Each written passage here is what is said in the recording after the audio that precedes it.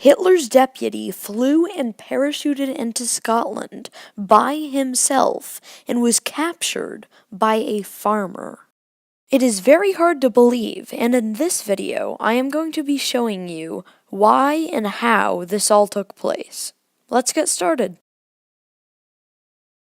Rudolf Hess was born April 26, 1894 in Bavaria, Germany, and joined the Nazi Party in 1920.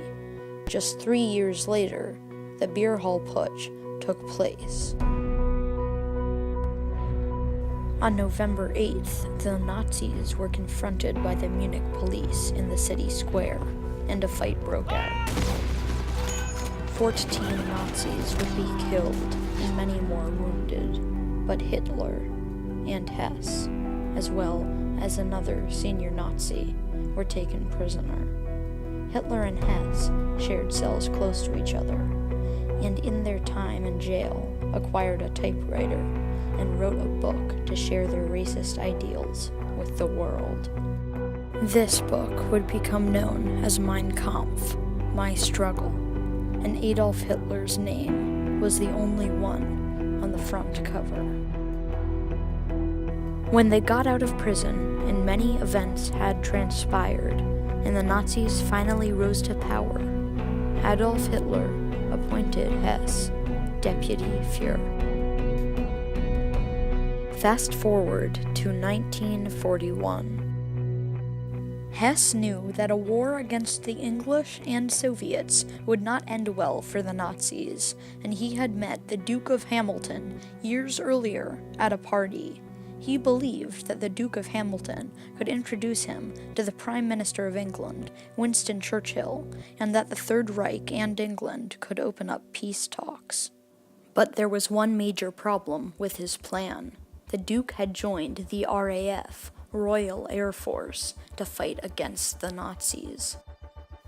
But Hess, not knowing this, continued planning.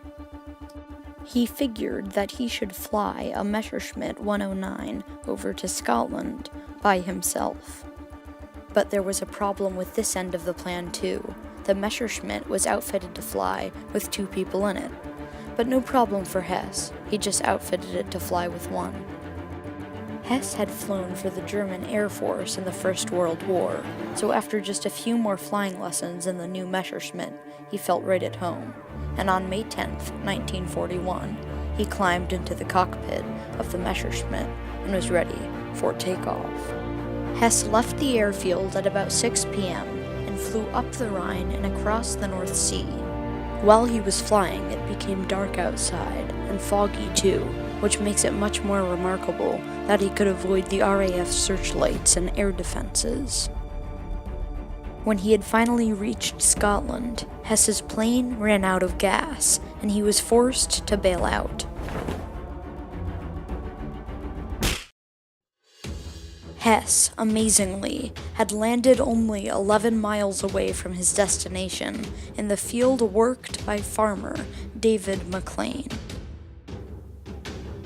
After hearing the plane crash in the distance, David came out with a lantern and a pitchfork, wondering what the heck was going on, and came face to face with Rudolf Hess, the deputy Fuhrer, who said that he was a German and had a very important message for the Duke. David questioned Hess for a few minutes, and a little while later, the Home Guard had arrived. Hess was soon brought back to the barracks of the Home Guard, where he was identified as the deputy Fuhrer and placed in solitary confinement. He could not believe that he was being treated as a prisoner and not as a diplomat. But he was under the impression that soon all would be well and the Duke would send a private car for him. But that car never came, and on October 1st, 1949, Hess was tried at Nuremberg and charged with conspiracy and crimes against peace.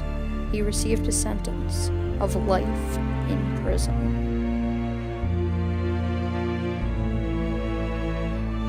Hess served his life sentence in Spandau prison, where he even had a summer house built for him.